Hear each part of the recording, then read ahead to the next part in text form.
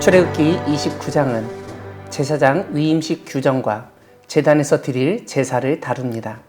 하나님은 모세에게 제사장 직분을 위임하여 거룩하게 하는 일에 대해서 알려주십니다. 어린 숫소 하나와 흠없는 순양 둘을 택하게 하십니다.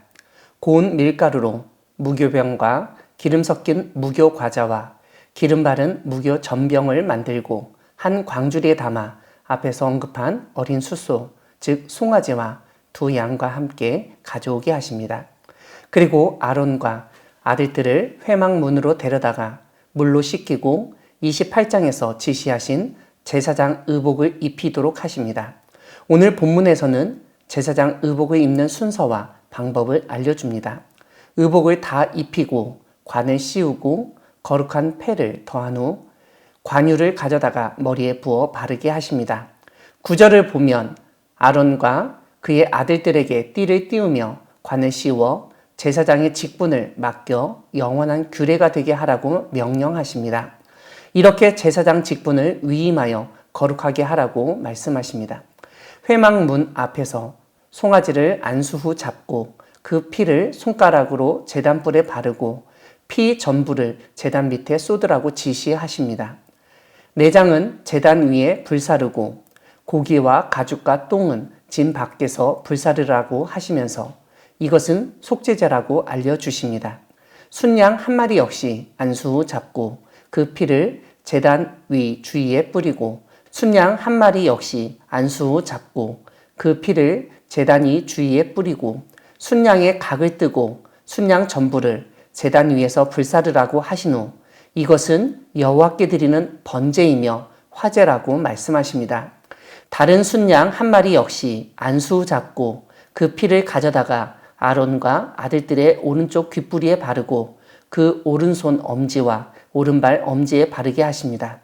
그 피를 제단 주위에 뿌리고 제단 위에 피와 관유를 가져다가 아론과 그의 옷과 그의 아들들과 그 아들들의 옷에 뿌려 거룩하게 하라고 명령하십니다.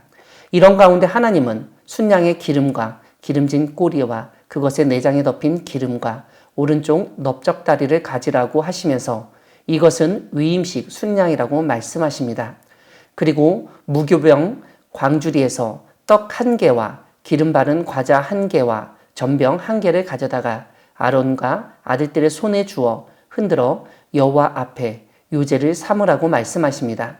또한 아론의 위임식 순양의 가슴을 가져다가 여호와 앞에 흔들어 요제를 삼으라고 하면서 이것이 제사장의 분깃 곧 몫이라고 알려주십니다.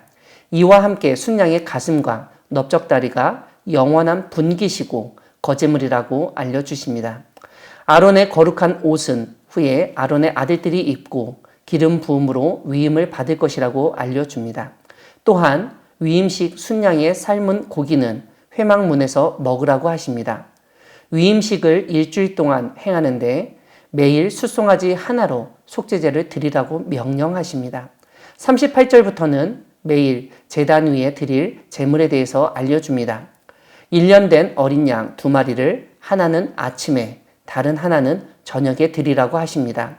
하나님은 이스라엘을 만나시고 말씀하실 것이라고 알려주십니다. 하나님은 회막과 제단 그리고 아론과 그의 아들들을 거룩하게 하시겠다고 선포하십니다. 또한 이스라엘 자손 중에 거하여 그들의 하나님이 되시겠다고 약속하십니다. 사랑하는 광야교회 성도 여러분, 하나님은 회막과 제단뿐만 아니라 아론과 그의 아들들도 거룩하게 하시는 분이십니다. 오늘 본문에서 하나님은 아론과 그의 아들들을 거룩하게 하여 제사장 직분을 행하도록 하십니다. 제사장 위임식이라고 불리는 예식을 통하여 아론과 그의 아들들이 거룩하여진다고 생각할 수 있습니다. 특별히 위임식 때 바쳐진 숫송아지와 2마리 순양의 피로 제단과 옷이 거룩하여진다고 할 때 우리는 그 피에만 집중하게 됩니다. 그리고 마치 그 제물의 피에 거룩하게 하는 어떤 능력이 있다고 생각할 수 있습니다. 하지만 오늘 본문은 거룩하게 되는 것은 그 제물의 피 때문이 아니라고 알려줍니다. 43절은 여호와 하나님의 영광으로 말미암아 회막이 거룩하게 될 것이라고 선포하십니다. 44절에서 하나님은 친히 내가 그 회막과 제단을 거룩하게 하며 아론과 그의 아들들도 거룩하게 하여 라고 말씀하십니다. 이런 점에서 회막과 제단, 제사장을 거룩하게 하는 것은 제단의 피가 아니라 여호와 하나님이시라는 사실을 분명하게 알 수 있습니다. 회막과 제단, 제사장을 거룩하게 하시는 하나님이 오늘 우리도 거룩하게 하십니다. 성경에서 거룩하게 한다는 말의 가장 기본적인 의미는 일상적인 것에서 구별하여 하나님의 것이 되게 한다입니다. 그럼 우리는 어떻게 일상적인 생활에서 하나님의 것이 되는 거룩함을 경험할 수 있을까요? 요한복음에서 예수님은 그들을 진리로 거룩하게 하옵소서, 아버지의 말씀은 진리니이다 라고 기도하셨습니다. 요한복음은 말씀은 곧 하나님이시니라고 선포합니다. 이런 점에서 우리는 하나님의 말씀으로 우리가 거룩해진다는 사실을 깨닫게 됩니다. 하나님, 곧 말씀으로 거룩하여진다는 사실을 명심하며 매일 말씀을 읽고 묵상하며 하나님의 말씀을 실천하며 증거하는 여러분 되기를 바랍니다. 아멘.